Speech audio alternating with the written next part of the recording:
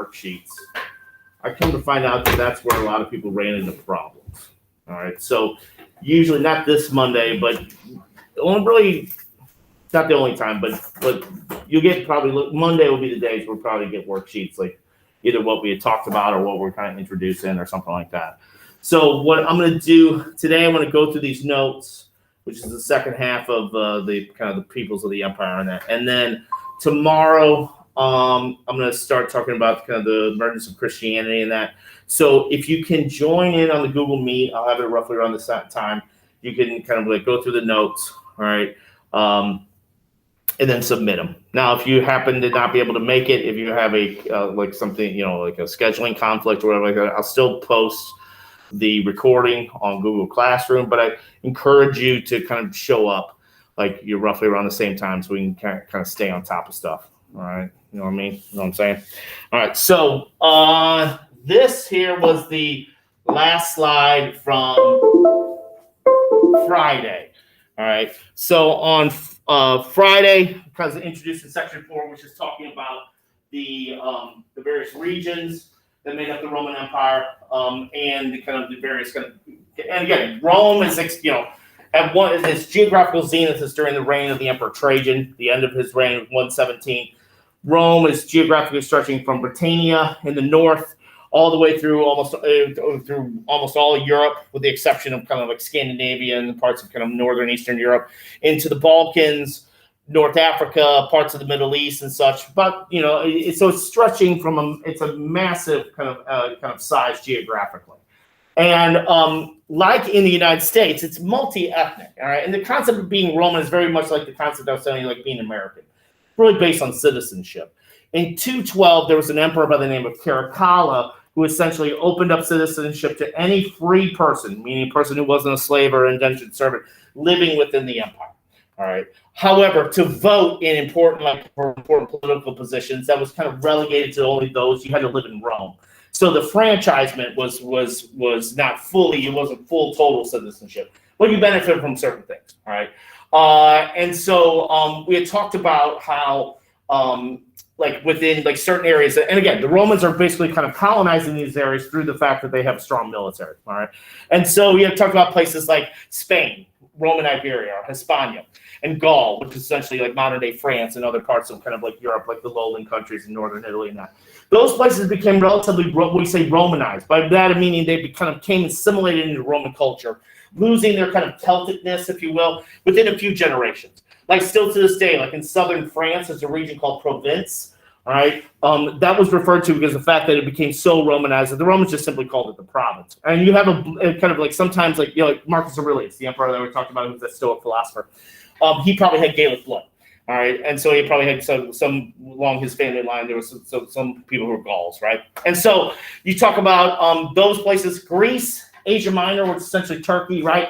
That area became Romanized, really, you could say, before the Romans came there. Because remember, the Romans are going to bite off a lot of aspects of Greek culture. They're biters, all right? So I don't talk about Roman mythology because we basically talked about that in chapter 4. We talked about it in Greek mythology. It's basically the same stories but with different names. But they emulate things like architecture, art, like philosophy. We talked about the importance of kind of Epicureanism and Stoicism and certain kind of aspects of Roman culture. Literature, probably a prime example of that is the Roman poet Virgil. Does anybody take Latin? Oh, usually in my class, some people take Latin. Yeah. Have you guys read the Aeneid yet?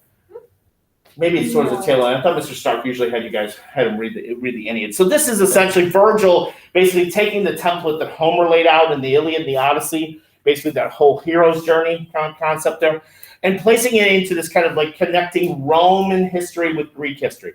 So the hero of the Aeneid is Aeneas, who's a Trojan prince. Has anyone ever seen the movie Troy? Did you ever see the movie Troy? I usually would show that in chapter 4, but we kind of had to keep it moving. At the end, towards the end of the movie in Troy, there's a scene in which Orlando Bloom's character, Paris, is basically trying to lead people out into that tunnel. There's a guy he stops, and he says, "What's your name?" And he says, "Aeneas." Well, in reality, they would have known each other because they're technically cousins, but whatever.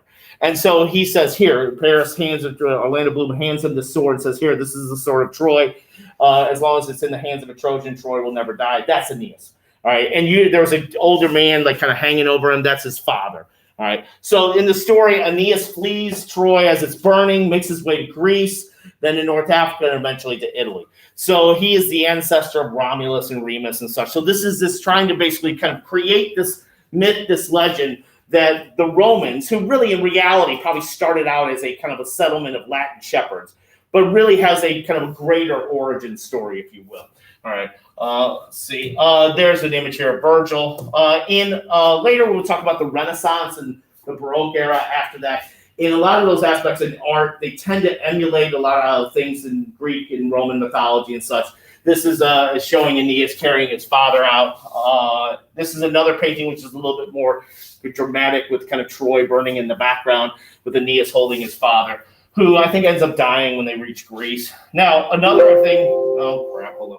Another thing in that story that kind of Virgil added to was as Aeneas makes his way around the Mediterranean, he seeks refuge in Carthage, right? And so we talked about Carthage last semester when we were talking about the Punic Wars, right? Those were a series of wars in which Rome basically defeated the Carthaginians, who were really, on paper, were more of a stronger power than they were, all right?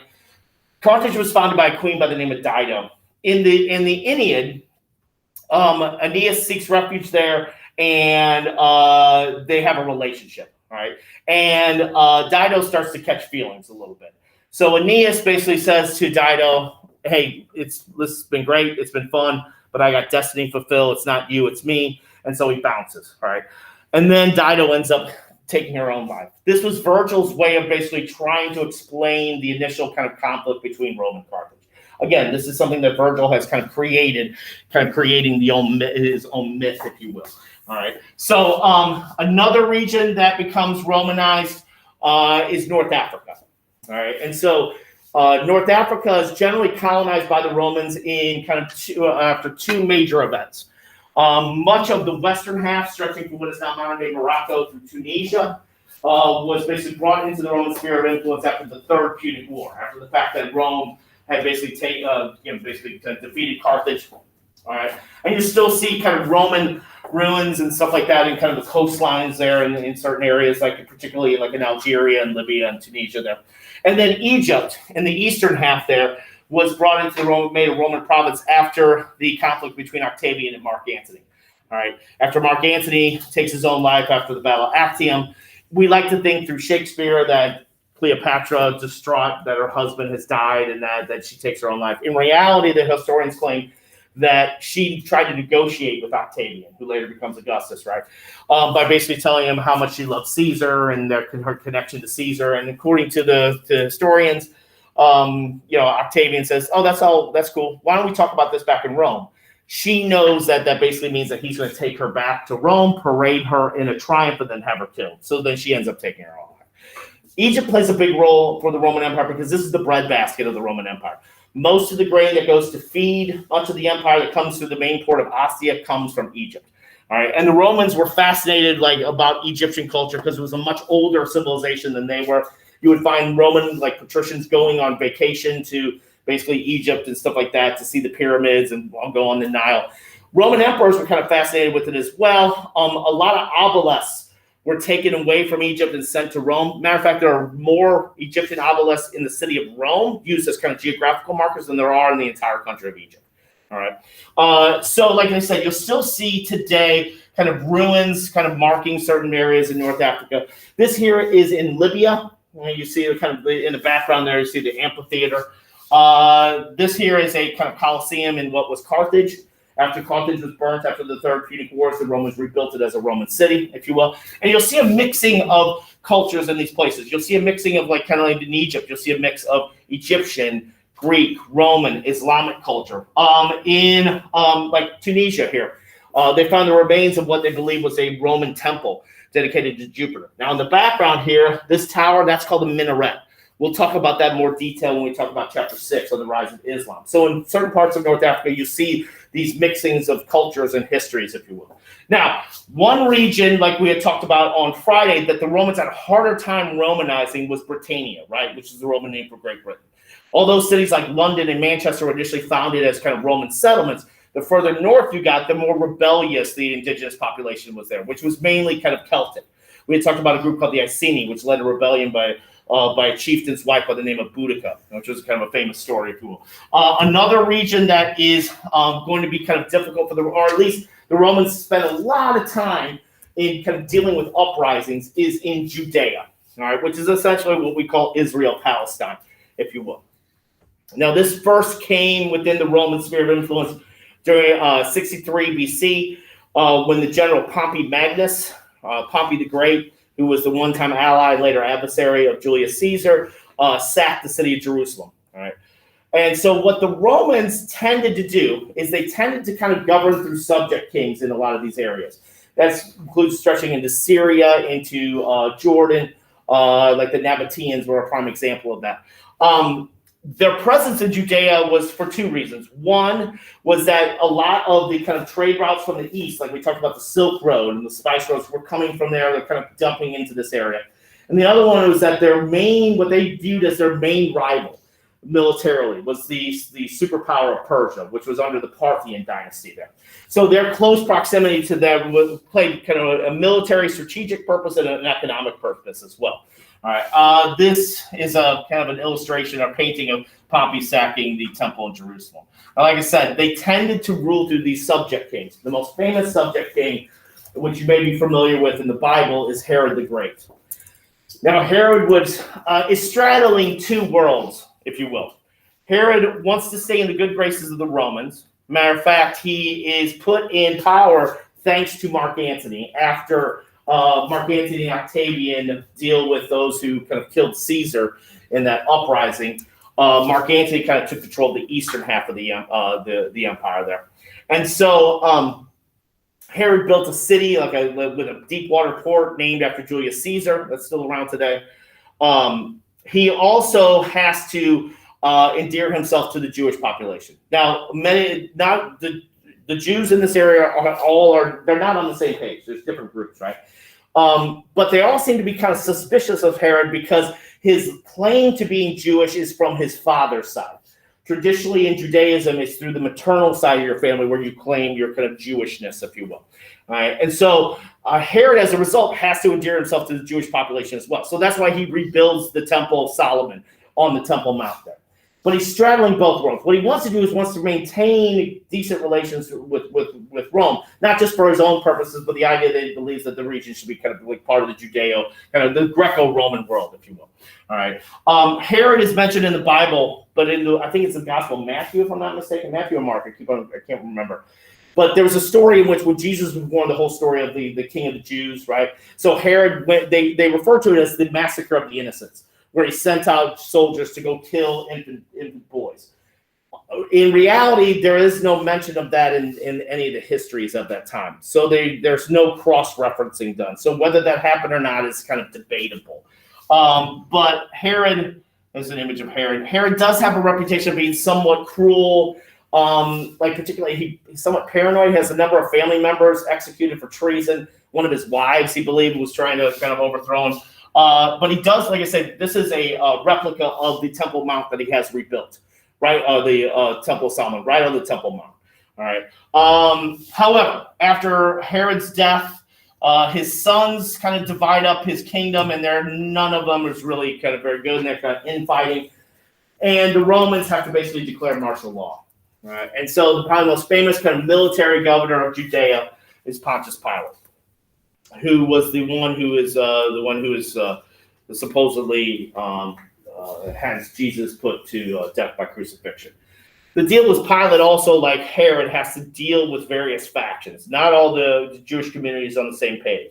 You have groups like the Sadducees, who essentially believe in kind of some type of cooperation with the Romans. You have the Pharisees, who believe that they can isolate themselves from kind of Roman rule and being part of the kind of political spirit by just immersing themselves in religious ceremonies and that.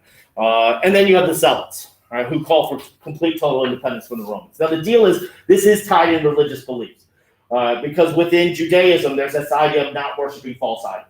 For the Romans, they were pretty liberal. They would allow for people to maintain some aspects of their religion as long as they made an attempt to recognize the Roman gods by building a temple to like Jupiter or Mars, or recognizing like feast days for certain gods and stuff like that.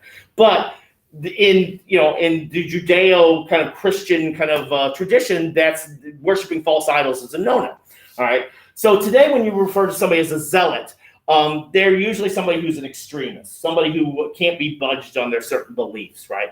This was this group that was opposed, according to kind of like the New Testament, was opposed to Jesus taking the claim of Messiah. Because to them, a Messiah was somebody like King David, who was a military, political, and religious leader. Jesus just didn't fit that position. Now, later, the legend has it that Pontius Pilate converted to Christianity and was crucified later. There's a mountain in Switzerland called Mount Pilatus. That's named after Pontius Pilate. And according to legend, there's a lake at the foot of Mount Pilatus called Lake Lucerne. Every Easter, he goes down to show like penance for having Jesus crucified. He washes his hands, his spirit comes down. That's what apparently they say. Now, I couldn't find a very good image of Pontius Pilate, so I found this. Has anyone are you guys familiar with Monty Python? I know it's an English comedy troupe. If you saw stuff today, you probably wouldn't find it funny. And a lot of English stuff doesn't always transcend to American audience. Probably the most famous thing associated with Monty Python was the movie The Holy Grail, right, which is a spoof on like kind of King Arthur's court and stuff like that. Prior to making that movie, they made a movie called Life of Brian, which was really controversial at its time in the early 70s. The main character, Brian, gets confused for Jesus, and he goes through all the things that Jesus kind of had to go through and tries to convince people he is not the Messiah.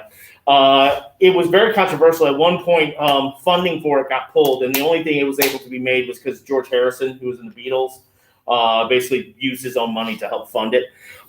In this, Michael Palin, a member of the Monty Python, plays Pontius Pilate, and he has a lisp. So everybody is trying not to laugh at his lisp. And that's what, as years go by, less and less students are familiar with this. So I should probably kind of get rid of this image and find a better image. But it is what it is, right? Now, the kind of the crucifixion of Jesus and stuff like that did not stop this kind of conflict within Judea, this issue with the Zealots. And in 66, during the time of the Emperor Nero, because keep in mind, Jesus was crucified during the reign of the Emperor Tiberius.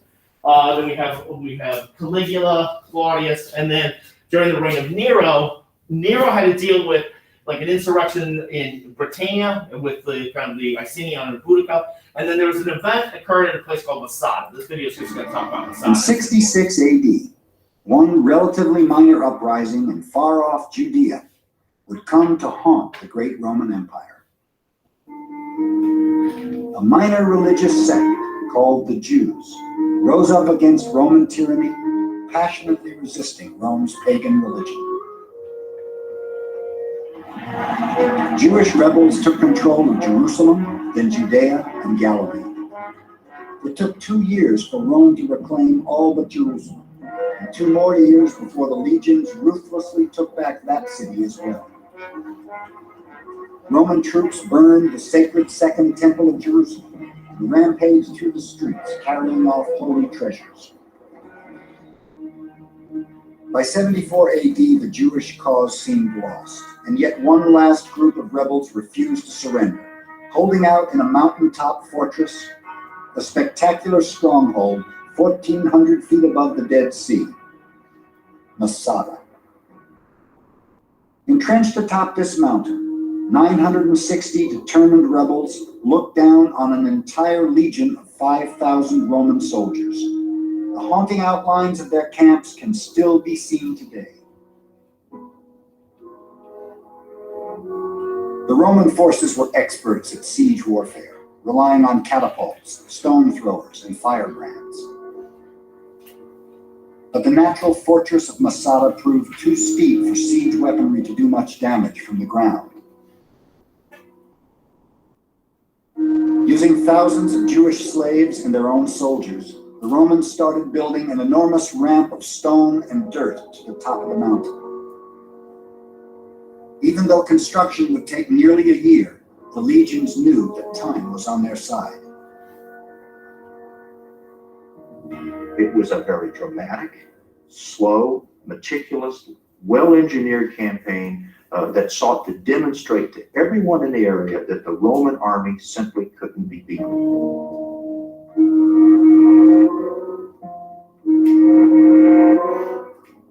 4 years after the fighting began, the ramp was complete. Romans bombarded the fortress and set it ablaze.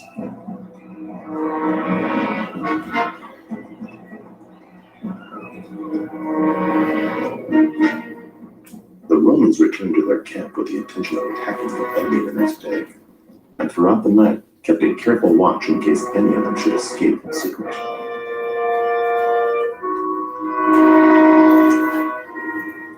But there would be no final battle. In a sense, the Jewish zealots did escape defeat and death by Roman arms. Long ago, we resolved to serve neither the Romans nor anyone other than God himself. We have never submitted to slavery, and we must not now. Let our wives die unabused, our children without any knowledge of slavery. Ben Yair.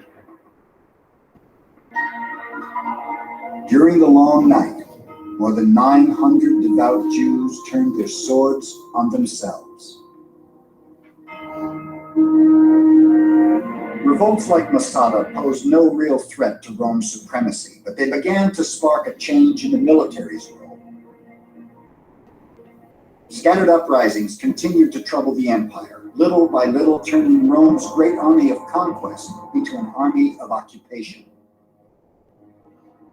Trajan was the last Roman emperor to substantially add to the empire. Under his rule in 117 AD, Roman Empire reached 2 million square miles. Trajan added modern-day Romania, Armenia, and lands to the east, expanding the empire to its greatest size ever. He briefly held territory as far east as the Persian Gulf. The legions now patrol the vast frontier, from the edge of the Sahara Desert to the frigid Carpathian Mountain. All right, so this kind of incident is often referred simply as Masada, which was this fort that was initially built by Herod, then later commandeered by the Romans. When the Zealots went to seek refuge there, it was unoccupied.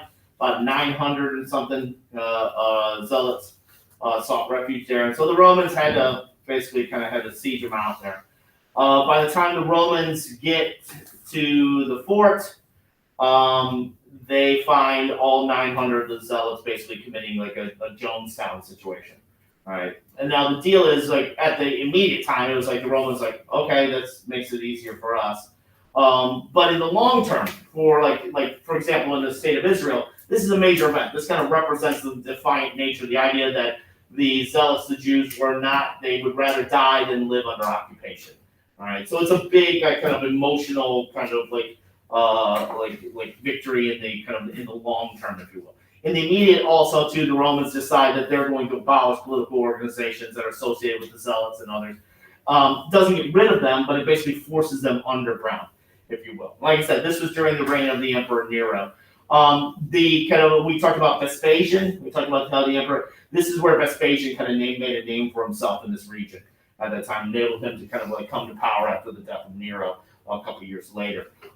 This is an illustration of the Romans attempting to siege that. This is what it looks like today. It's overlooking the valley there by the Dead Sea. This is like Cahokia Mountain, straight up the street. It's a United Nations World Heritage Site. All right. And then the last probably documented major uprising occurs during the reign of the Emperor Hadrian. And this is associated with a Jewish zealot by the name of Simon Bar Kokhba.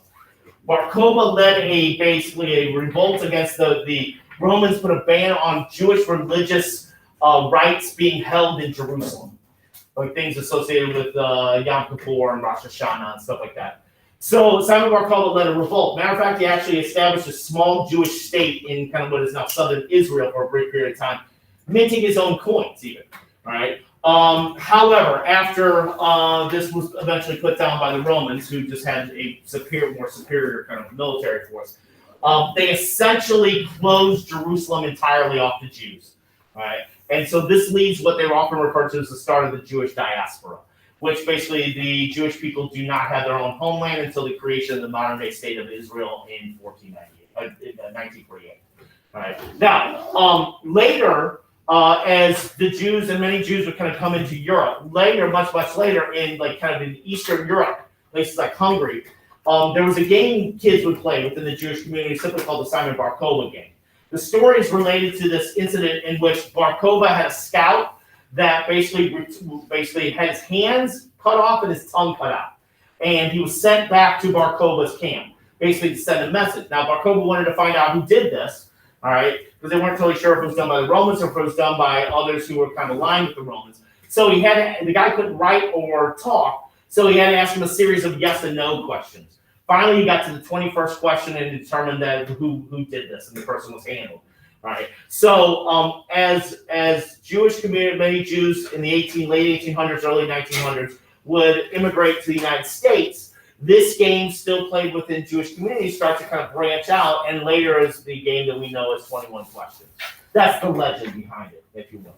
All right. Now, another kind of religious sect that has its origins in Judaism that the Romans have to initially deal with because their non-recognition of Roman gods are the Christians. And so tomorrow I'll talk about the emergence of Christianity and what role that plays in the kind of defiant stance here, and eventually becoming the dominant religion within the empire. All right. So that's the last slide. Did you guys get that? I've learned through COVID that I talk to inanimate objects more often. Yes. Yeah, I got it. You got it? Cool. All right, I'm gonna stop the recording.